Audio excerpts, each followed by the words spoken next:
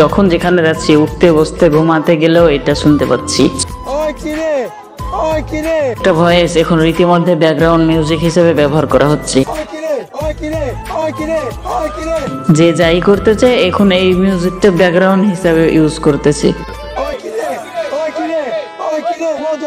যে যাই করছে এখন এই ভয়েসটা ব্যাকগ্রাউন্ড মিউজিক হিসেবে ইউজ করছে।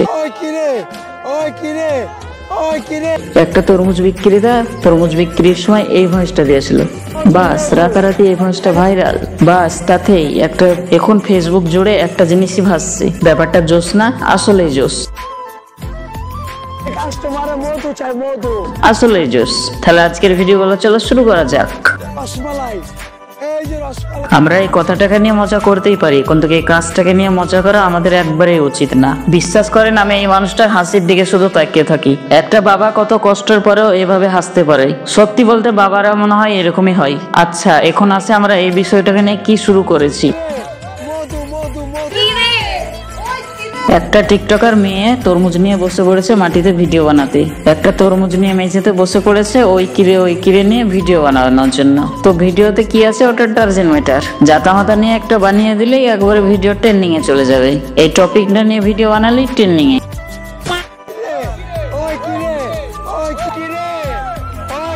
বিয়ে করার পরে প্রথম যখন বউয়ের হাতে রান্না খাই,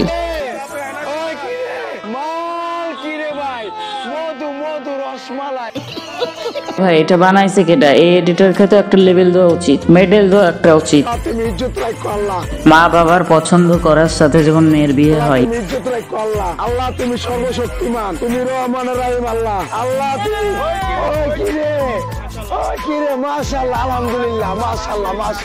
ভাই রে ভাই, বাঙালিদের মাথাতে যে এত ট্যালেন্ট এই ভিডিওগুলো দেখলেই বোঝা যায়। কোথায় কোথায় এডিট করে বিনোদন দেওয়া যায় মানুষকে, বাঙালিরা সেইভাবে কিভাবে এডিট করে দেয়, কোথায় কোথায় এডিট করে দেয় এটা বাঙালিরা ভালোই জানে। মানুষকে কতটুকুন বিনোদন দিতে হয় এটা বাঙালিরা ভালোই জানে। তবুও আমরা বুদ্ধিগুলো ভালো কাজে লাগাই না, তাও বাঙালিদের অনেক ট্যালেন্ট।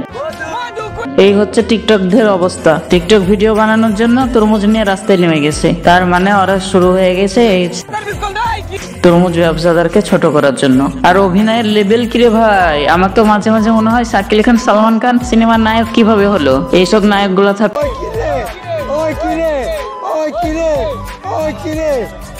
ওমরের এই ফানি ভিডিওটা দেখে আমার মায়ের কথা মনে পড়ে গেল। তবুও সেই হিরিতে আমার মারাই ডেকে দেয়।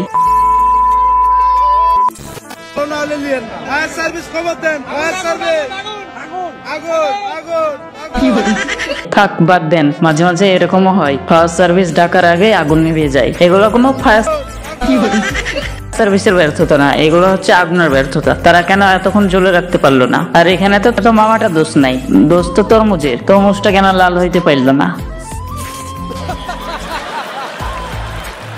যাই হোক, ভিডিওটা ভালো লাগলে ভিডিওটা একটা লাইক মেরে দেবেন, আর ভিডিওটা ভালো লাগলে শেয়ার করে দেবেন, আর পেজটাকে ফলো না করে রাখলেন পেজটাকে ফলো করে দিবেন।